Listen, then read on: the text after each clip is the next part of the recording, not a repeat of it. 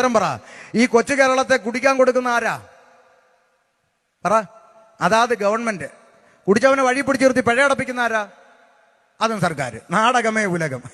കുടിക്കാൻ കൊടുക്കുന്നതും സർക്കാർ, കുടിച്ചവനെ കൊണ്ട് പിഴയടപ്പിക്കുന്നത് സർക്കാർ. നാടകമേ ഉലകം. മനസ്സിലായോ? എന്നിട്ട് പറയുന്നത് ഗവൺമെന്റ് രക്ഷിക്കുന്നു. ചുമ്മാ ചിരിപ്പിക്കരുത്.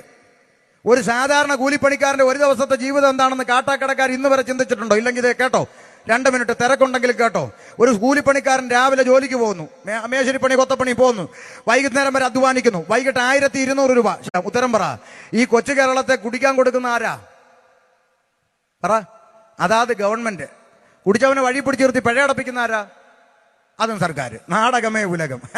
കുടിക്കാൻ കൊടുക്കുന്നതും സർക്കാർ, കുടിച്ചവനെ കൊണ്ട് പിഴയടപ്പിക്കുന്നത് സർക്കാർ. നാടകമേ ഉലകം. മനസ്സിലായോ? എന്നിട്ട് പറയുന്നത് ഗവൺമെന്റ് രക്ഷിക്കുന്നു. ചുമ്മാ ചിരിപ്പിക്കരുത്. ഒരു സാധാരണ കൂലിപ്പണിക്കാരന്റെ ഒരു ദിവസത്തെ ജീവിതം എന്താണെന്ന് കാട്ടാക്കടക്കാർ ഇന്ന് വരെ ചിന്തിച്ചിട്ടുണ്ടോ? ഇല്ലെങ്കിൽ ഇത് കേട്ടോ, 2 മിനിറ്റ് തിരക്കുണ്ടെങ്കിലും കേട്ടോ.